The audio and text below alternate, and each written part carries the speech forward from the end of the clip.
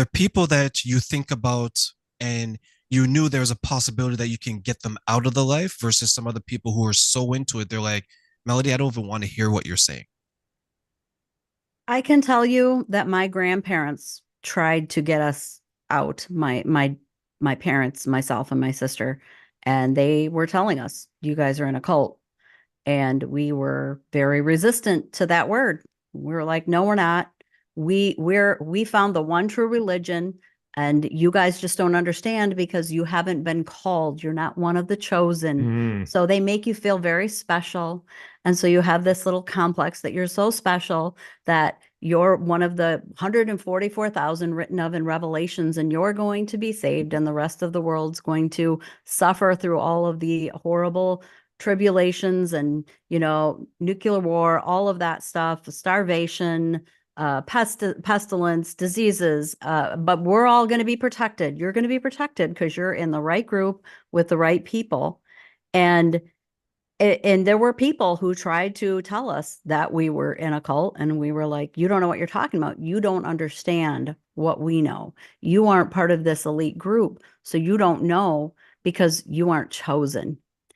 And I think for me personally, it had gotten so bad, and I had felt that I was being so targeted and ostracized within the group, that it actually had gotten to the point where I thought, you know, I might go to hell if I leave, but I also feel like I'm already living in hell Mm. here.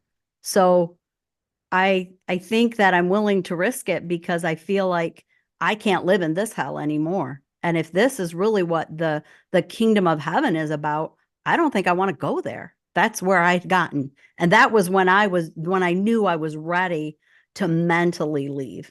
Now, to physically leave took me a little longer because when you first mentally wake up, you have this cognitive dissonance where you're now you've got to figure out logistically, how do I get myself physically out of this situation? And so you have to then play the role of still being under the spell, so to speak, like you're still drinking the Kool-Aid, but really you're not. And you have to pretend until you can figure your way out of it.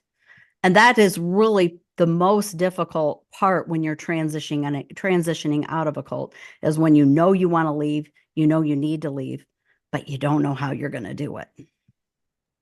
And that could be so scary. Like, Oh, yes.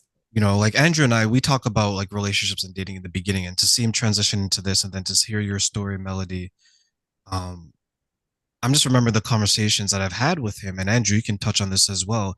The similarities are scary in regards to when you look at the trauma and how it could be linked. Because you raise a good point, Melody, where you're saying that mentally you're prepared to leave, but physically you're still not there yet, Yes. right? And for you, Andrew, when you're hearing these stories, I know that you mentioned the shock of, I can't believe this is happening, which a lot of people probably can't believe that it's happening. But two, you mentioned in our interview today that you're not making a difference, but raising the awareness and having the conversations, you definitely are, because Melody's story has reached one more person through you, right? And it'll continue to reach other people. How do you think the both of you having these conversations is changing the world for the better, or at the very least impacting the world in a better way? I'll go first. Get the podcast is a safe haven, a place for survivors of human trafficking or cults who have been lucky enough to get out to heal. A lot of them are still have PTSD. They're still traumatized. They're in hiding. Uh, if you look at some of the Facebook groups they're on, they don't use their real names, of course. And so for me, it's just to give them a place to come and talk about. So as I said before, my podcast I started because I was hurting. I went through a relationship, and yes, relationships and cults can be very paralleled. The woman that I was with for almost 3 years, for half of that time, I was happy, and the other half I didn't know how to get out, but I knew I had to. but it took me 18 months to finally walk away. And so, yeah, mental and physical. I was physical. Yeah, talk about like what's on the other side. She was so beautiful. I never thought I'd find somebody as beautiful as her. And I'm 60 years old. I'll never find anybody at this age. And I had all these mental thoughts in my head. So I can only imagine what some of the cult survivors go through while they're still in the cult. So, but I'm really not answering your question. I'm just bringing awareness by hoping that this podcast blows up a little bit, goes a little, I don't want to say viral, but it is growing. And to just bring awareness to that this is going on in 2024. If you told me, this was the 19th, cults were around in the 60s and 70s and way before that.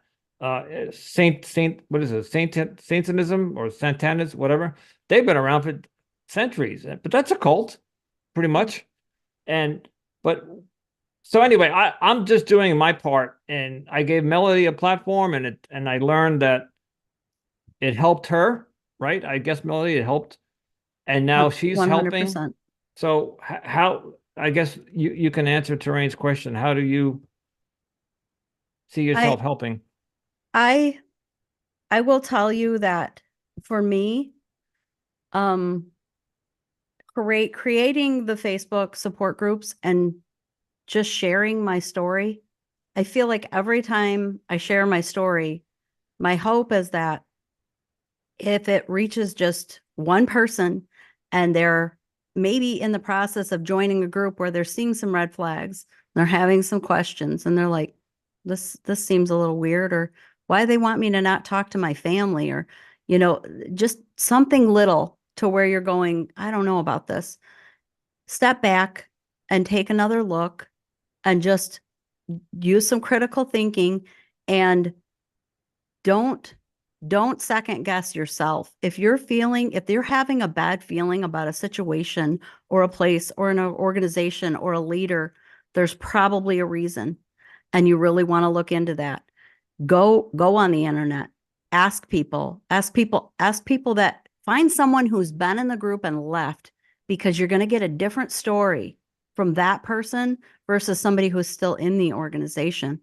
And I feel like, for me, if my story can help one person, then I feel like I have been successful, and that my experience wasn't for nothing.